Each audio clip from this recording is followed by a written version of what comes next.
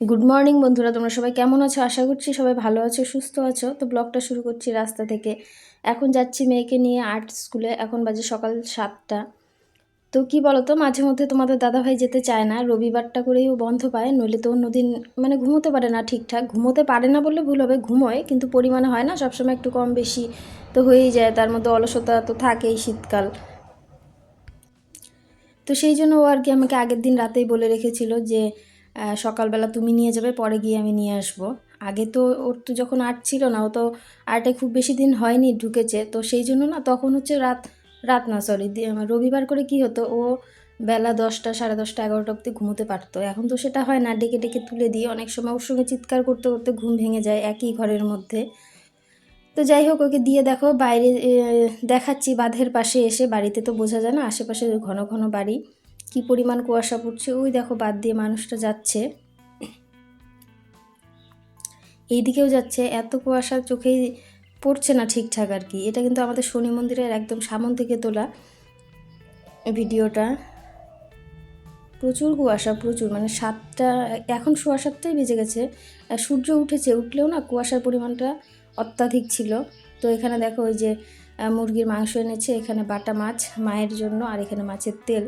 মাছের তেলটা পেয়েছে, নিয়ে চলে এসছে। মাছের তেল যখনই ভালো পাবে তখনই নিয়ে আসবে। তোমাদের দাদাভাই তো জানোই, তোমরা খুব ভালোবাসে মাছের তেল হলে, ওর আর কিছুই লাগে না। আর মায়ের জন্য মাছ, মা মাংস খায় না। আর আমি বললাম মাছ না সবসময় খেতে ভালো লাগে না, আমার ভালোই লাগে না মাছ খেতে। তার মধ্যে চালানি বড় বড় চাকা হলে তো আরোই ভালো লাগে না। আর সেটা ছাড়া এখন পাওয়াও যায় না, এত বেলা করে কি পাবে বলো তো, সকাল সকাল যেতে হয় বাজার করতে, সেই জন্য। আর এদিকে তো ডেকেও পারি না। তো সেই জন্য বলেছি একটু মাংস আনতে। তো সেখানে গিয়ে যে মুরগিটা পেয়েছে, তো ভালোই হলো এটা এনে। এটা একটু পছন্দসই আমার। তো যাই হোক, এখানে দেখো বেছে নিচ্ছি, ঘরের মধ্যেই বাচ্ছি। আর একটু তাড়াহুড়ো করেই করছি। ওইদিকে দেখো গ্যাসে ভাত বসিয়ে দিয়েছি, দিয়ে তারপরে মাংস। কি বলো তো, রবিবারটা না আমার খুব ঝামেলা হয়। তোমাদের দাদাভাই বাজারে যেতে এত দেরি করে, তো কি করব, মানে এনেছে, এনে আনার পরেই তো রান্না বসিয়ে দেওয়া যায় না, ওটাকে কেটে বেছে ধুয়ে মশলা করে তারপরে বসাতে হয়। তো সেই জন্য কি হয় বলো তো, আর অন্য কিছু যদি রান্না করি না, তো সেটা পড়েই থাকে।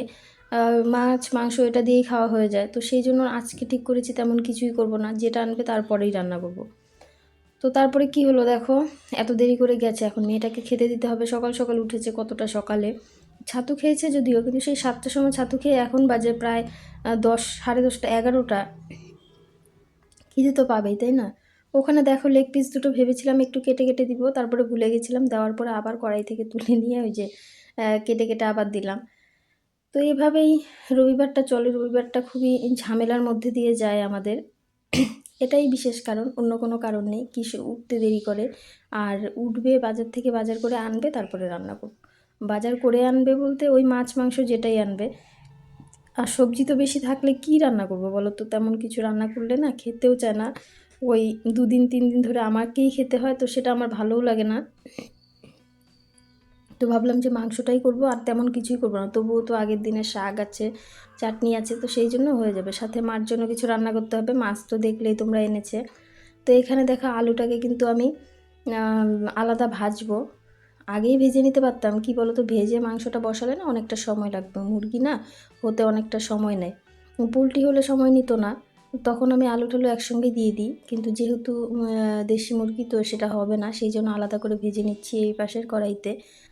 হতে থাক যতটা সম্ভব, এদিকে মশলা দিয়ে ওটা কষাতেও হবে। তো তারপরে হচ্ছে তোমাদের দাদাভাই তো সকালবেলার থেকে না খেয়েই থাকে, ও শুধু চা খেয়েছে। ওর তেমন কোনো ব্যাপার না, রবিবার হলে খাওয়া আরও কম হয়। তো ও চলে গেছে বাজারে। তো বাজার থেকে গেছে, বাজারে গেছে বলতে মাছ মাংস এগুলো দিয়ে তারপরে আবার গেছে। ওর হচ্ছে দাড়ি শেভ করার আছে, কেন কি বিয়ে আছে সামনে একটা, তো সেই জন্য পরে না আর সময় পাবে না। আর রবিবারটাই ওর সময়। ওইদিকে মাও পুজোর কাজ করে ফেলেছে, মাও দেরি করে ওঠে। তো কী বলো তো, সকালবেলাটা তেমন ঝামেলা থাকে না। আজকে শুধু আমি আর আমার মেয়ে উঠেছি।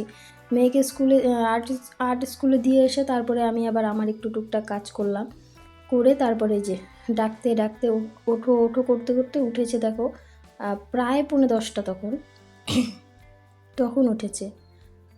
তো এই হচ্ছে আমাদের কাজকর্ম। মেয়েদের কিন্তু কোনো মানে কি বলি, ছুটি বলে কিছু হয় না, কিছুই হয় না। ওদের প্রত্যেকটা দিনই একই রকম যায়, বরঞ্চ বন্ধের দিন আরও বেশি ঝামেলা হয়।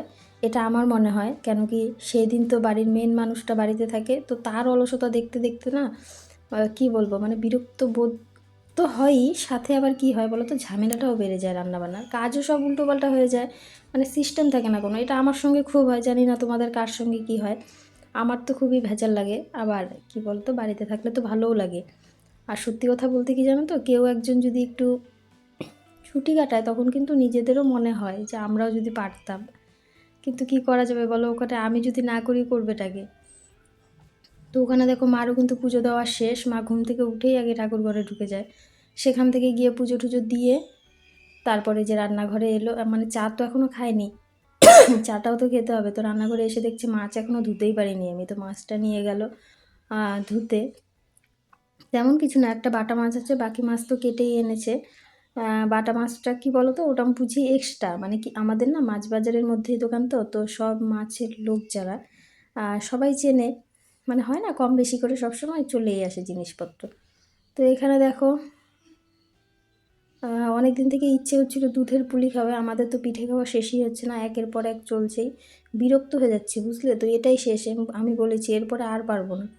তো এই যে পুলিগুলো দুধের মধ্যে ছাড়ছি, আর এটা হচ্ছে মিষ্টি আলুর পুলি, শাকা আলু বলে না, তো সেই আলুর পুলি। এটা খেতে খুব ভালো লাগে দুধের মধ্যে না। প্রথমবার করেছিলাম বুঝলে, প্রথমবার যেবার করেছি মানে একটাও করতে পারিনি। দুধের মধ্যে কী হয় বলো তো, সব একসঙ্গে দিয়ে দিয়েছিলাম, তো সবগুলো একসঙ্গে জোড়া লেগে, এটাতে তো বেশি চালের গুঁড়ো দেওয়া যায় না, আমি দেইনি বললেই চলে, সামান্য একটু দিয়েছি, তো জোড়া লেগে যায়। তো সব ঘেটে ঘুটে একটা হয়ে গেছিলো, মানে ওটা যে খাওয়া মানে জঘন্য হয়েছিল আর কি, কিন্তু যেহেতু দুধটা ছিল তো সেই জন্য ফেলিনি। তো এবার দেখো দিচ্ছি, এভাবেই দিতে হয় নাকি, আমি তো জানতাম না সেটা। তো তারপরে নষ্ট হওয়ার পরে শাশুড়ি মা বললো, তো যাই হোক এবার এভাবেই করছি, অল্প অল্প করে দিতে হয়, আবার উতলে গেলে আবার দিতে হবে, আবার উতলে গেলে আবার দিতে হবে, এই হচ্ছে এই পিঠেটা করার নিয়ম। তো দেখো সবাই কিন্তু নিয়ম বলে না, আমি মোটামুটি সবটাই বলে দিই। কি বলো তো, সবাইকেই শিখতে হবে, এখন কেউ যদি নাই বলে তাহলে পরের লোক শিখবে কী করে, তাই না? তো বন্ধুরা, তোমাদের সঙ্গে একটা কথা শেয়ার করি। আজকে সকালবেলা আমি যখন ভিডিও করছিলাম, তোমরা তো দেখলেই যে রাস্তায় ভিডিও করছিলাম, আমি খুব একটা করি না, মানুষের নানান ধরনের কথা বলে সেই জন্যই করি না। কেন কি আমার মতো এমন বহু ইউটিউবারদের দেখেছি, তাদের স্ট্রাগেলগুলো শুনেছি, শোনার পরে না আমারও একটু মনে হয় যে মানুষ এরকমই হয়। তো যাই হোক, তারপরে ভাবলাম যে মানুষের কথা কানে দিলে চলবে না, একটু করতেই হবে, নেমেছি যখন এই প্ল্যাটফর্মে, তো এইসব করতেই হবে। তো আমি আমার মতো ভিডিও করছিলাম, আর তারা মানে আমাকে নিয়ে নানান ধরনের কথাও বলছে, মানে হাসছে, আমাকে দেখে হাসছে, কথা বলছে নানান ধরনের, বুঝতে পারছি যে আমাকে নিয়েই কথা বলছে। তো আমি আমার মতো ভিডিও করে চলে এসেছি। কি বলো তো, ওদের কথা ওরা বলবেই, বলুক গে, ওরা তো আমার মোবাইলে রিচার্জও করে দেয় না, আবার আমাকে যে খাওয়ায় পড়ায় সেটাও না। এদের কাজ নেই, কী করবে অন্যকে নিয়ে সমালোচনা ছাড়া। আমার বাবা প্রচুর কাজ আছে, অন্যকে নিয়ে সমালোচনা করার সময় নেই। তবে কি বলো তো, মাঝে মধ্যে না এইসব কথা কানে এলে খুব খারাপ লাগে। কি বলো তো, কারো সাথে পাশে যাই না, অথচ তারাই যদি আমাকে নিয়ে সমালোচনা করে, ঠিক আছে করুক, সেটা করে যদি তারা শান্তি পায় করুক, আর কিছু বলার নেই। তো ঠিক আছে বন্ধুরা, ভিডিওটা আজকের মতো এখানেই শেষ করছি। ভিডিওটা কেমন লাগলো আমাকে অবশ্যই কমেন্টে জানিও, আর ভিডিওটা ভালো লেগে থাকলে লাইক করো, শেয়ার করো, আর যারা চ্যানেলে নতুন আছো চ্যানেলটাকে সাবস্ক্রাইব করে পাশে থাকা বেল আইকনটিতে ক্লিক করে নোটিফিকেশনটা অন করে রেখো। তো ঠিক আছে, আমার এখানে পিঠে মোটামুটি শেষ, এখন তো আর বেশি সময় নেই, পিঠে ঠান্ডা না হওয়া অবধি খেতেও পারবো না। তো বন্ধুরা, ভিডিওটা আজকের মতো এখানেই শেষ করছি, দেখা হচ্ছে পরের ভিডিওতে। তো ততক্ষণের জন্য তোমরা সবাই ভালো থেকো, সুস্থ থেকো, এভাবেই আমার পাশে থেকো, আমাকে সাপোর্ট করো। তোমরা ছাড়া আমি কিছুই না, মানে কি বলো তো, মানে আশেপাশের লোক তো জানোই কেমনই হয়, আর আমি বিশ্বাস করি খুব যে নিজের থেকে পর ভালো, পরের থেকে জঙ্গল ভালো, এটাই আর কি। তো ঠিক আছে বন্ধুরা, টাটা।